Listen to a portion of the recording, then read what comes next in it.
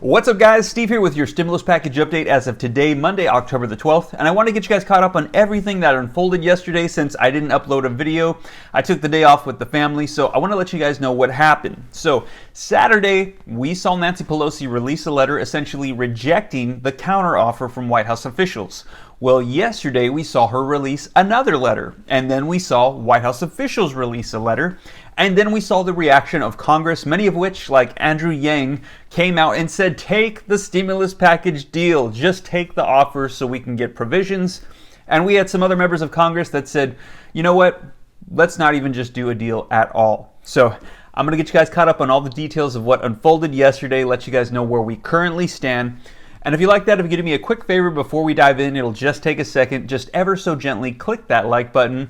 It helps out my channel. I would appreciate it. Thank you so much. Like button and comments help out YouTubers. And also, if you'd like to stay up to date on everything that's rolling out, be sure to click the subscribe button and turn on the notification bell so that way as soon as I upload these videos, you can get notified right away. And if you don't already, be sure to follow me on Instagram too at SteveRam3. All right, guys, so let's start off by taking a look at the letter that was drafted and released yesterday by Nancy Pelosi. I'm just going to summarize this for you. I'm just going to go through it very quickly, not going to spend too much time on it. And if you'd like to take a look at it for yourself, there's a link in the description down below. And keep in mind, this is her second letter. She released one on Saturday with a bunch of bullet points of things she felt was insufficient, essentially childcare funding and unemployment. But now she's got a whole new list of bullet points of things she feels are inadequate with their counteroffer. So it's titled, Dear Colleagues, Update on the Coronavirus Relief Negotiations and the Need for a Strategic Science-Based Plan to Crush the Virus.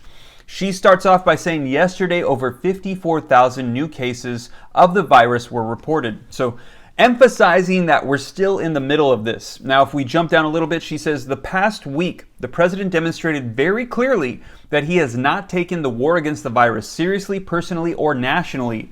This attitude is reflected grossly in the inadequate response we finally received from the administration on Saturday. And if we jump down further, it says we cannot safely reopen schools, the economy, our communities until we crush the virus with science-based national plans for testing, tracing, treatments, and isolation. She goes on to say the strategic plan is contained in the HEROES Act, referring us back to her $2.2 trillion revised HEROES Act. She says, which includes a $75 billion funded plan for this work. So she's telling us that we need to go back and look at that one because she's saying that it's not laid out clearly or adequately funded in their counteroffer. Now, as we go down further in the letter, she provides bullet points of all the things she feels are inadequate with their counteroffer. So we're going to go through these very quickly. She says, unfortunately, the Trump administration proposal does not meet the health needs of this crisis.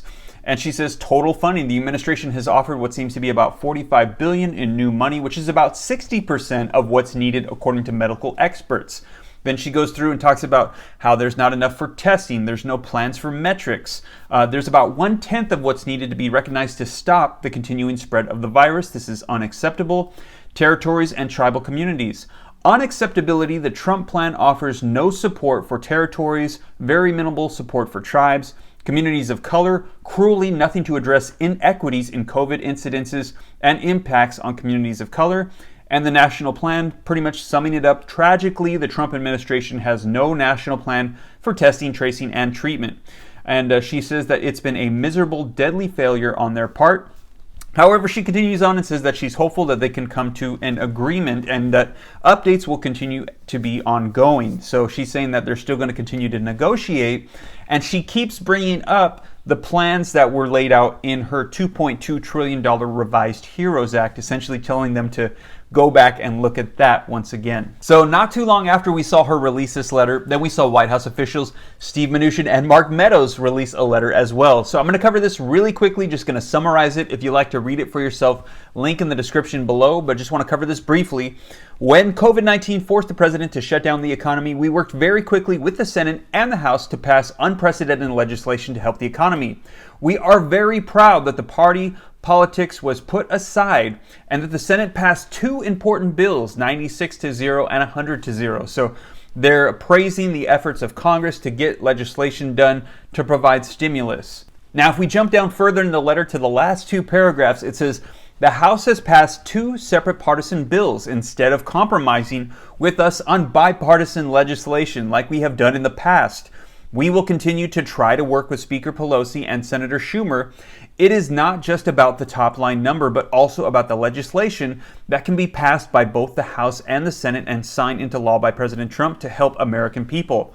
And the very last paragraph says, now is the time for us to come together and immediately vote on a bill to allow us to spend the unused Paycheck Protection Program funds while we continue to work towards a comprehensive package. The all or nothing approach is an unacceptable response to the American people. Sincerely, Steve Mnuchin, Secretary of the Treasury, and Mark Meadows, Chief of Staff. All right, you guys, so let me know your thoughts. But to me, essentially what this looks like is Nancy Pelosi is putting together a letter letting us know how bad that counteroffer was and that it was not well thought out and that it's not going to work. Then we have a letter coming out from White House officials letting her know that they have done a great job in providing stimulus already, and that now the issue is that she's not working with them and she's passing these bills in the House, not working together with them. So they're saying it's not going to go anywhere and that she needs to work with them on providing something. And they're calling her out, saying that her all or nothing approach is not going to work. And now they're also telling her to do a standalone bill to repurpose those PPP funds, which she's already said she's not going to do. So let me know your thoughts, but in my opinion, this does not look like good signs for them coming to an agreement. It looks like now they're fighting via letters. So it looks like once again, Nancy Pelosi and White House officials are at an impasse. However, then we had all of the responses from Congress, and we had a lot of people urging Nancy Pelosi to just take the deal, that the American people and businesses and our economy need this help now. And one person that got very vocal was Andrew Yang, and he urged Nancy Pelosi to take the offer. However, we have several Republicans in the Senate who are still saying we're okay with that. We don't even think that we need a stimulus package deal at all. So we are still at odds in terms of Congress coming to an agreement. And I got to let you guys know that we've only got 3 weeks left till elections. So we are essentially getting down to the wire here. So whatever unfolds, I'll be sure to let you guys know here on the channel. I'll keep you guys up to date. It is very likely we're going to hear some more news rolling out either today or tomorrow as to what's going to be unfolding with Congress. And the question is, will we see executive actions rolling out here very soon? Whatever unfolds, I will be sure to share here on the channel to make sure that you guys are up to date, whether it's good or bad. I'll be sure to share so that way you're in the know of what's taking place. And once again, if you haven't already, if you like that, if you could do me a quick favor, it'll just take a second. Click the like button. I would appreciate it. Thank you so much. And also, if you haven't already, be sure to hit the subscribe button and turn on the notification bell so that way as soon as I upload updates, you can be notified right away. And once again, if you don't already, be sure to follow me on Instagram at SteveRam3. And also, if you'd like to be a part of something positive and encouraging, a group of us get together on Thursday evenings around 7:30 Pacific Standard Time on Facebook at teachjesus.app and do Bible studies. So just a simple invitation if you're interested. And also, if you might be interested in some fashionable, modest women's clothing, be sure to check out my wife's website at www.nayaellaboutique.com. Well, you guys, I hope this reaches you well. Take care. God bless. This is Steve.